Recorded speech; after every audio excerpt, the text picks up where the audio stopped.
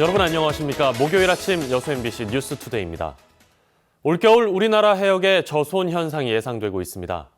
국립수산과학원은 올가을 북극의 얼음이 줄어들어 강한 한파가 발생할 가능성이 보인다며 올겨울 서해와 남해 일부에 일시적인 저수온 현상이 예측된다고 밝혔습니다.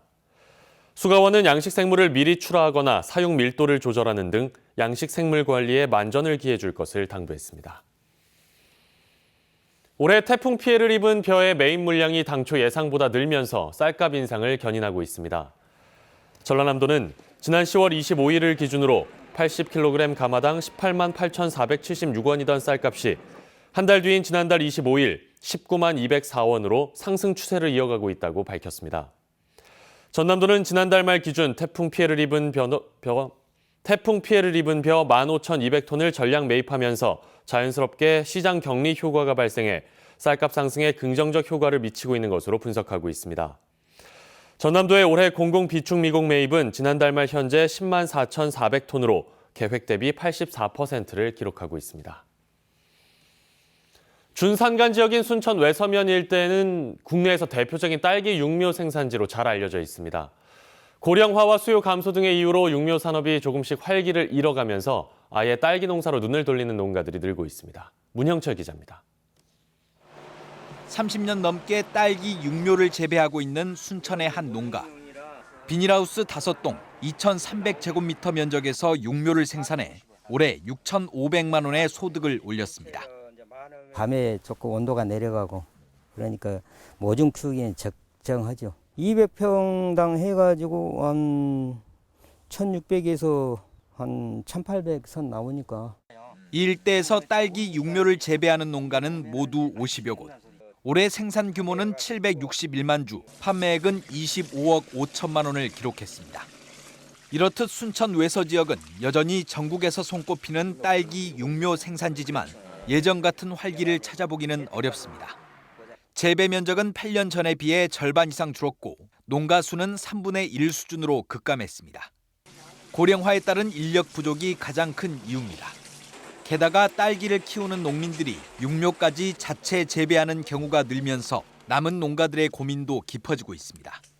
모자란 부분만 여기서 산다든가 육묘에 문제가 생겼을 때에만 이쪽에서 사니까 그 판로가 정확하지가 않고. 이 때문에 일부에서는 품이 적게 들고 보다 안정적인 수입을 올릴 수 있는 딸기 재배에 눈을 돌리고 있습니다. 육묘만 키우던 이 농가도 1억 원을 들여 시설하우스를 지은 뒤 딸기 농사에 뛰어들었습니다. 그거에 비하면 이거는 약도 적당히 약을 많이 안 하고 작업 양에 비하면은 이게 더 수월하다고. 순천시가 외서 지역의 딸기 육묘를 7대 특화 작목으로 지정한 가운데 농가들은 전문적인 컨설팅을 통해 육묘 산업의 경쟁력을 높이는 방법도 고민하고 있습니다. MBC 뉴스 문형철입니다.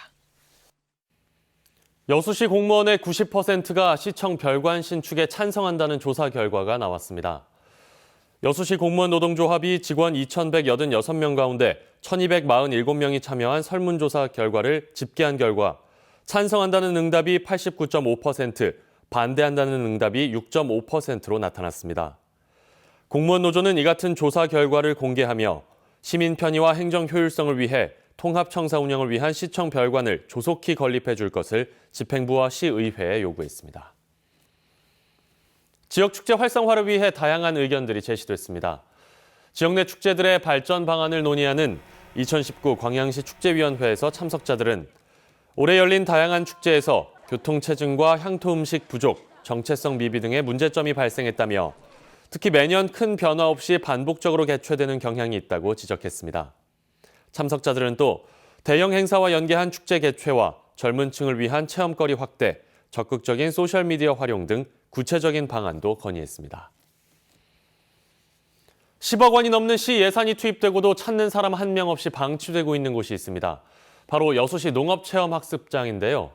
행정의 판단 착오가 얼마나 큰 낭비를 유발하는지를 확인할 수 있는 사례입니다. 박광수 기자의 보도입니다. 농사체험시설과 숙소가 들어서 있던 본관 건물이 모두 굳게 닫혀 있습니다. 창문으로 들여다본 내부는 그야말로 폐가 상태. 도예 체험장으로 리모델링한 별채는 출입구도 열린 상태로 방치돼 있습니다. 생태 터널 체험장이라며 조성해 놓은 온실입니다. 보시는 것처럼 살아있는 것은 아무것도 없는 죽음의 터널로 변한 지 오래입니다. 마을 주민들은 인적이 완전히 끊긴 빈 건물이 내심 못마땅한 표정입니다. 뭘 들어오면 좋지만은 사람이 사는 것보다 안 사는 게로 안 좋죠. 여수시가 옛 초등학교를 재건축해 농업 체험장과 관광 숙박시설로 활용하기로 한 건 지난 2011년. 폐교 매입 비용과 시설 투자비, 주변 환경 정비에 모두 11억 원이 들어갔습니다. 하지만 초기 일부 단체 교육을 제외하고는 이용 실적이 전무한 상태가 이어지면서 2015년 용도 폐지 결정이 내려지고 말았습니다. 이후 팔지도 활용도 못하는 골칫거리로 전락했지만 누구 하나 책임지는 사람도 없고 책임질 수도 없는 상태입니다. 그때 당시 과장님은 아마 퇴직하신 걸로 알고 있는데요. 이곳은 특히 사업 추진 당시부터 열악한 접근성 등으로 우려가 컸던 곳이어서 낭비된 예산이 더욱 아쉽기만 합니다. 그 관광객도 올 수 있는 그런 여건이 안 된다. 그래서 저희 상임위에서 예산까지 다 삭감을 시켰던 상황입니다. 근데 이제 추후에 저희들 그 예결위에서 다시 예산이 살아나서 이 사업을 추진하게 됐었습니다. 교통공원 체험장 등 보다 효용성 높은 시설 유치를 위해 원점에서부터 다시 고민하자는 제안이 나오는 상황. 더 이상의 혈세 낭비를 막기 위한 적극적인 소통이 필요한 시점입니다. MBC 뉴스 박광수입니다. 여수 지역의 노인들을 대상으로 하는 일자리 지원 사업의 규모가 내년에는 큰 폭으로 늘어납니다. 여수시는 내년 노인 일자리 사업에 올해보다 예산은 34억 원, 인원은 400여 명을 늘려 모두 8,200명을 지원하기로 하고 어제부터 열흘간 참여자 모집에 들어간다고 밝혔습니다. 여수시는 다음 달부터 시작되는 국도비 지원 사업의 경우 5,200명을 지원할 예정이며 자체 사업으로 진행하는 일자리 지원 사업에도 전남에서 가장 많은 3,000명을 지원할 계획이라고 밝혔습니다. 2020년산 고흥 김 채취가 본격적으로 시작됐습니다. 고흥군은 지난달 27일 도화면 발포 위판장에서 24톤 위판된 것을 시작으로 고흥산 생김의 채취가 본격화하고 있다고 밝혔습니다. 고흥산 생김의 초기 위판 가격은 전년과 비슷한 수준인 120kg 한 포대당 8만 원에서 11만 원 선에 거래되고 있습니다. 고흥군은 현재 작황이 계속 유지될 경우 3년 연속 위판액 1,000억 원 돌파도 가능할 것으로 기대하고 있습니다. 양봉하는 곳에 태양광 시설이 들어서면서 갈등이 빚어지고 있습니다. 양봉 농가는 이대로라면 벌들이 폐사한다며 대체할 땅을 요구하고 있지만 업체는 받아들일 수 없다는 입장이고 지자체는 마땅한 중재안이 없다며 한 발 빼고 있습니다. 박영훈 기자가 취재했습니다. 해남의 한 야산 자락, 꿀벌을 치는 양봉 농원 옆으로 지난달부터 축구장 1개 반 크기의 태양광 시설 공사가 한창입니다. 양봉 농가는 공사 이후 동면 중인 꿀벌들이 벌통 밖으로 나오는 등 이상 징후를 보인다며 공사 소음으로 인한 집단 폐사 가능성이 높다고 주장하고 있습니다. 서성거리게 되고 움직이게 되고 그 진동의 자극을 받아서 소음의 자극을 받고 이래서 그런 현상이 일어나기 때문에 꿀벌에게는 아주 치명적인 타격을 입을 수밖에 없습니다. 공사장으로 분류된 이 지역의 주간 소음 기준은 70데시벨. 농가는 최고 소음이 83.3데시벨로 피해가 불가피하다는 반면 관리감독기관인 해남군은 평균 측정값이 기준치를 넘지 않았다고 밝혔습니다. 공사를 중단할 위반 행위는 찾지 못했다는 해남군은 다만 해당 업체 측이 사전 약속한 방음 방진벽을 뒤늦게 만든 만큼 100만 원의 과태료를 부과했습니다. 방음벽 설치 그 기준 같은 경우에는 지금 이제 막 설치가 완료됐기 때문에 다시 검토해보겠습니다. 농가는 그러나 사유재산 도로 미승인 사용, 공사 폐기물 투기 등을 추가로 지적하며 3천여 제곱미터의 대체 양봉 부지를 마련해 줄 것을 계속해서 요구하고 있습니다. 업체 측은 이에 대해 농가의 무리한 요구를 받아들일 수 없다고 맞서고 있어 소송전 등 갈등은 쉽게 가라앉지 않을 전망입니다.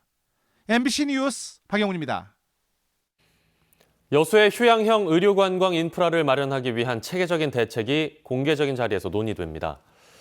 여수시와 여수마이스협회는 오늘부터 이틀 동안 여수세계박람회장 컨퍼런스홀 등에서 국제의료관광과 마이스업계 전문가, 시민들을 초청해 지역의 의료관광 요건과 가능성을 체계적으로 논의합니다. 협회 관계자는 휴양과 힐링을 추구하는 이른바 웰리스 관광과 건강관리, 치료를 병행하는 최근 추세에 맞춰 지역의 인프라 구축 방안과 가능성을 타진하기 위한 자리라고 설명했습니다. 전라남도가 지정하는 이달의 추천 관광지로 광양 느랭이골 자연 리조트가 선정됐습니다. 광양시에 따르면 주변 경관과 숙박시설, 사진 촬영 명소 등에서 호평을 받은 느랭이골 자연 리조트가 전남의 12월 추천 관광지로 선정됐습니다.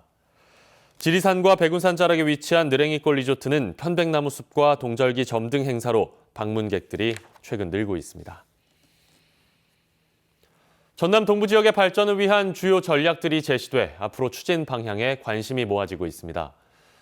김영록 전남도지사는 어제 동부 지역 6곳의 발전을 위해 여수의 경우 UN 기후변화협약 당사국 총회 유치와 마이스 산업의 활성화를, 순천에서는 생태환경을 토대로 국제산악자전거 대회와 국제정원박람회 재유치를 추진하겠다고 밝혔습니다. 또 동부권의 도약을 위해서는 드론 산업 육성 등 광양항 발전 전략을 제시하고 고흥이 유치한 스마트팜 혁신밸리 지원과 함께 농산물 수출을 위한 지원단을 만들겠다고도 강조했습니다. 전남도 의회 이용재 의장이 WTO 개발도상국 지위 포기에 따른 농업 분야 대책 마련을 촉구했습니다.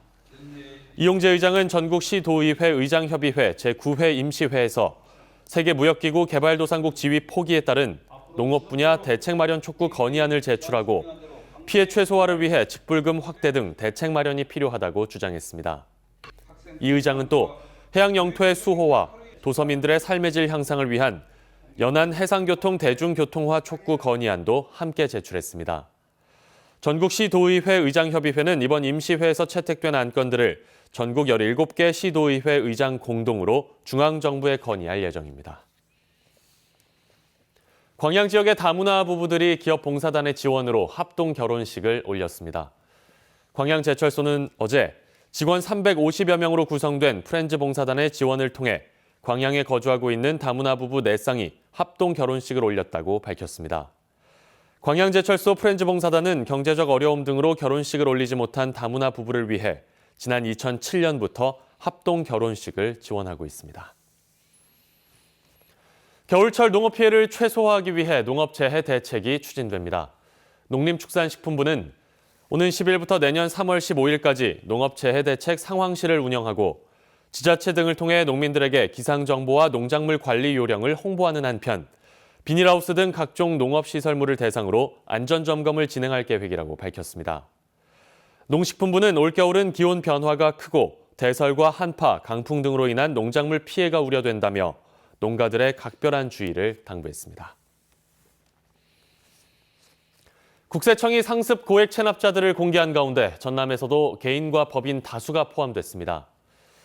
국세청이 올해 새로 공개한 자료에 따르면 전국적으로 체납 발생일부터 1년 넘게 2억 원 이상 국세를 내지 않은 개인은 4,734명, 법인은 2,098곳이었으며 이 가운데 전남 도내에서는 개인이 84명, 법인이 46곳으로 확인됐습니다.